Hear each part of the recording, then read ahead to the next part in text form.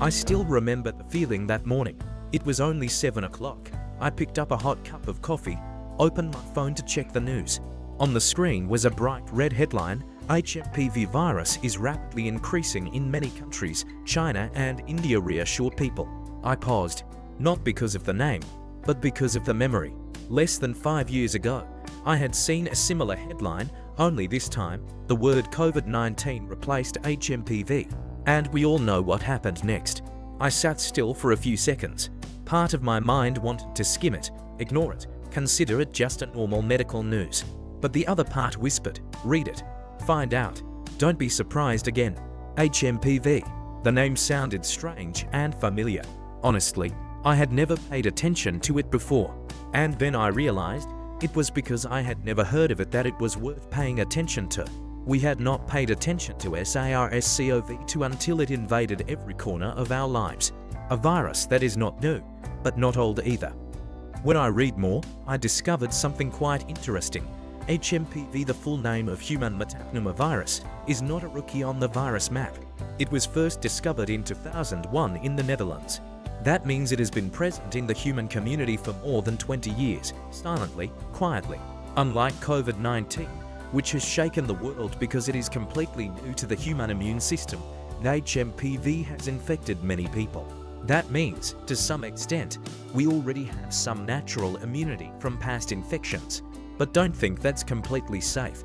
I read the description of symptoms and had to admit, it's not just another cold.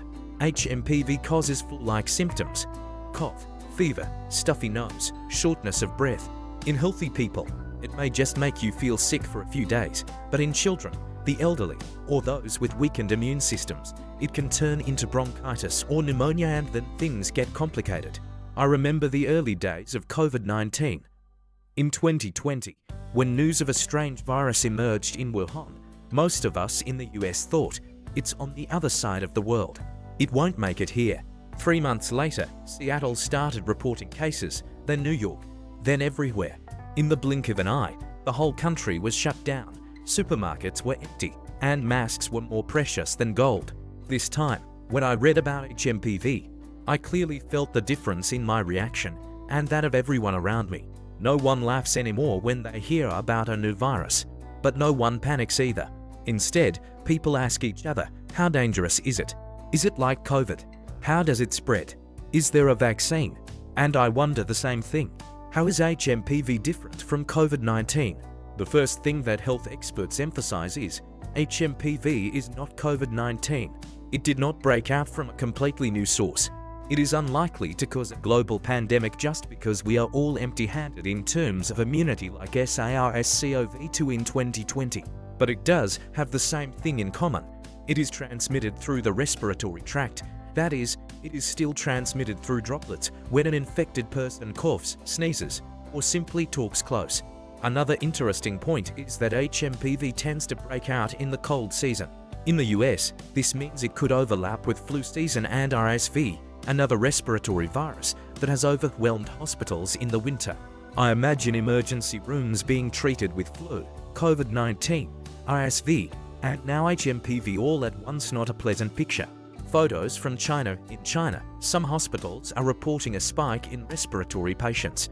Images circulating on social media show crowded hospital corridors, with patients and their families crowded together.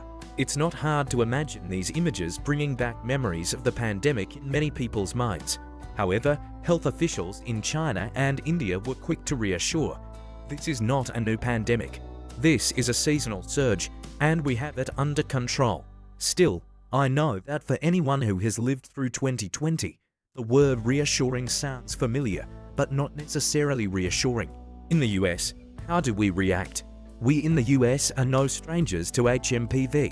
In fact, there are still thousands of cases recorded each year, but they are often mixed into the statistics for flu or colds. Most people recover after 1 to 2 weeks of rest, drinking plenty of fluids, and treating their symptoms. But when I read the data, I was a little startled. In the elderly or young children, HMPV can cause hospitalization. And the most important thing, there is currently no vaccine against HMPV. The feeling of living in a multivirus era. What makes me think the most is not HMPV itself, but the context in which it appears. We are living in a time when respiratory viruses no longer come in turn. They come at the same time, overlapping. Influenza, COVID-19, RSV, now HMPV. Each has similar symptoms, making quick diagnosis with the naked eye almost impossible. Imagine this. You wake up with a slight fever, sore throat, stuffy nose. You ask yourself, is it the flu? Is it COVID? Or just a cold? And now you have to add to that list, or is it HMPV? The lessons from COVID-19 still hold true. When I read the advice from experts, I see that most of it is the same thing we are all too familiar with. Wear a mask when in crowded places, especially during cold weather. Wash your hands often, especially before eating and after touching public surfaces. Avoid crowded gatherings during a strong outbreak. Keep your living space clean. Disinfect frequently touched surfaces. In the past, many people considered these things a nuisance, but after the pandemic, I think most of us understand the value of these habits.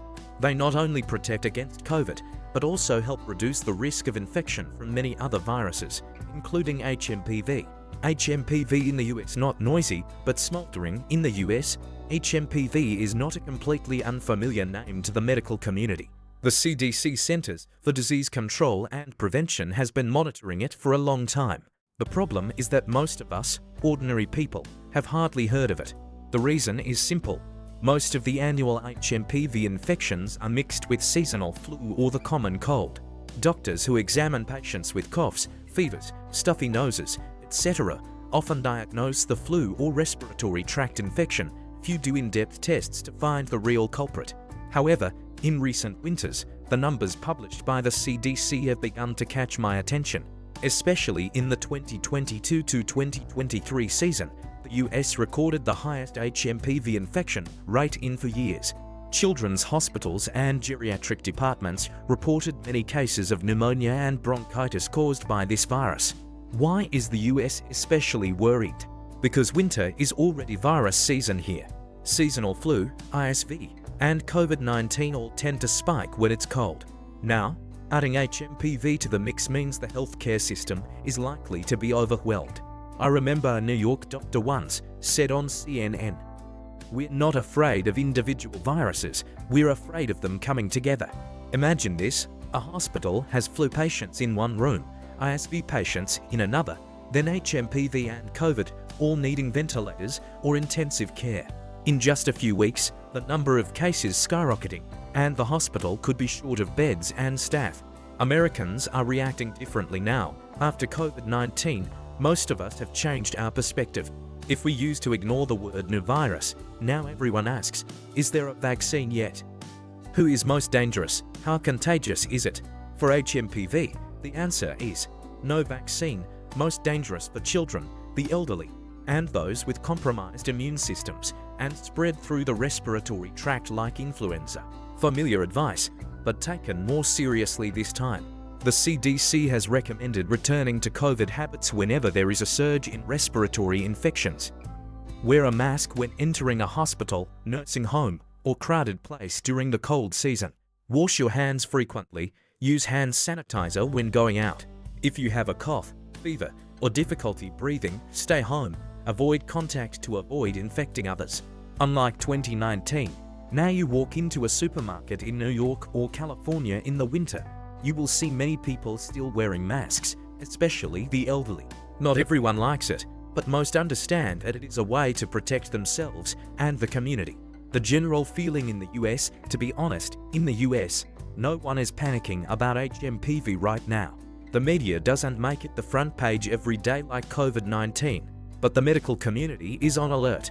I feel like when you live in a hurricane-prone area, you know a storm is coming at some point, and you prepare for it, rather than waiting for it to hit and then worrying. In cold states like Minnesota and Michigan, hospitals have begun to proactively stock up on fever-reducing drugs, respiratory equipment, and winter staff. In the warmer southern states, HMPV is still occurring, but with less intensity. An open ending to an unfinished story, I put down my coffee cup and looked out the window. Outside, the sky was still clear, the sun was still shining, and no one on the street seemed worried. But I know, beneath that layer of calm, tiny viruses were still moving from person to person? HMPV may not have created a global storm like COVID-19, but it reminds us that the era of unknown epidemics is not over. And so I tell myself, don't let yourself be surprised again. Read the news, practice self-protection, and most importantly, don't panic, but don't let your guard down either. Because in today's world, calmness and preparation are the two things that will save us.